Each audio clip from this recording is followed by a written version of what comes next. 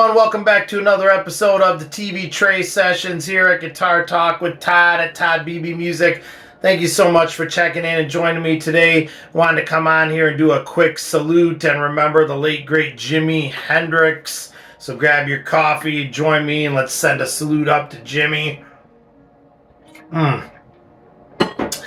53 years ago today, we lost Jimi, September 18th, 1970. This is being recorded on September 18th of 2023. 53 years. It's absolutely amazing the impact that man had on music and certainly guitar playing. And it's funny because in 2023 and for the last several years now, I'll run into people that'll shine it on like, oh, Jimi, like he wasn't that big of a deal. But first of all, no, I completely disagree with that statement. Jimi was awesome. And if you do find yourself feeling that way, take a trip back if you can, in your mind at least, to the late 60s, mid 60s, late 60s when he hit. And right up till 1970 when we lost him.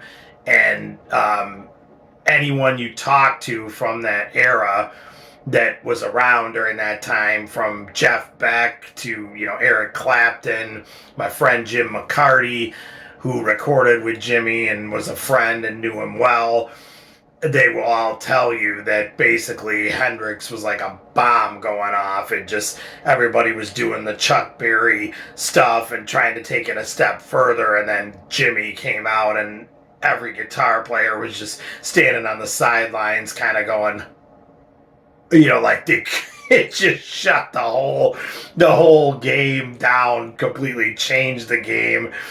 And, if you look at what kind of happened from that moment on, it just went into a whole different thing. And, now you go 10 years later, 20 years later, 30 years, 40, 53, here we are, and it becomes part of the DNA of guitar players. It's been filtered down through the years, is what I'm saying, and it just becomes normal. The feedback, controlled feedback and all that, and people start to say, oh, Jimi was overrated, but up until that point, we had not heard anything like that. If you find original copies of Are You Experienced that hit in, 67, I've seen them. It says right on the back, on the vinyl, distortion heard on this album is intentional. It might not be exactly those words, but that's what it meant. I'm paraphrasing, but it basically let the listener know that don't be like going over to your stereo like, what's wrong? Why does this sound all fuzzy and distorted? It's supposed to sound like that.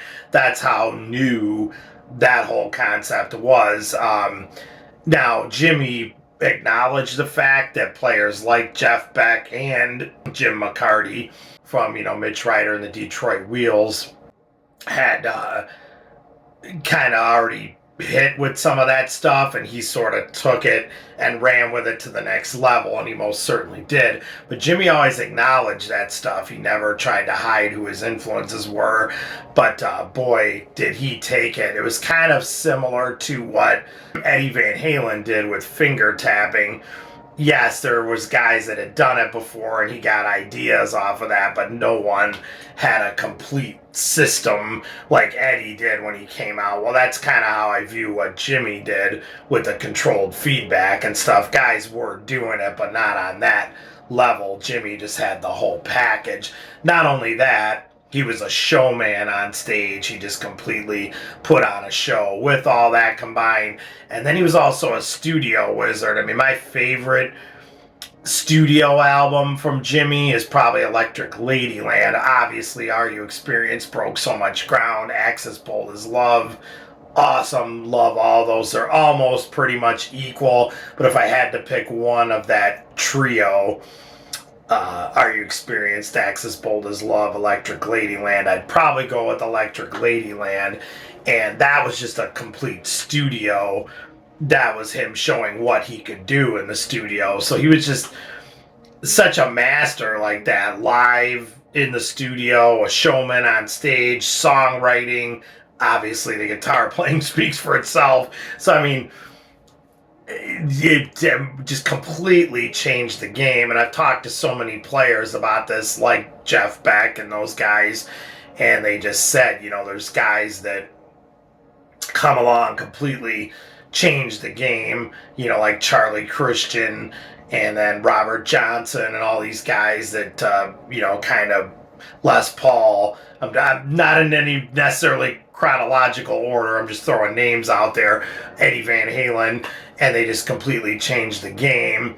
And then a lot of people have commented how it's weird that some of them changed the game and they're not with us for very long, like Robert Johnson and those guys, Charlie Christian, and then they're just gone.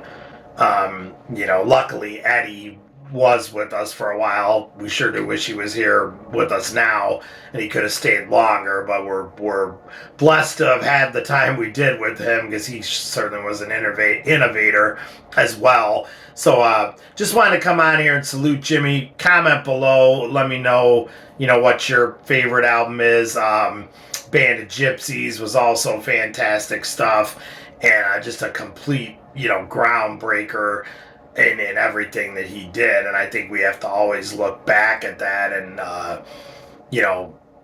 acknowledge where he was at that point in time and what he did.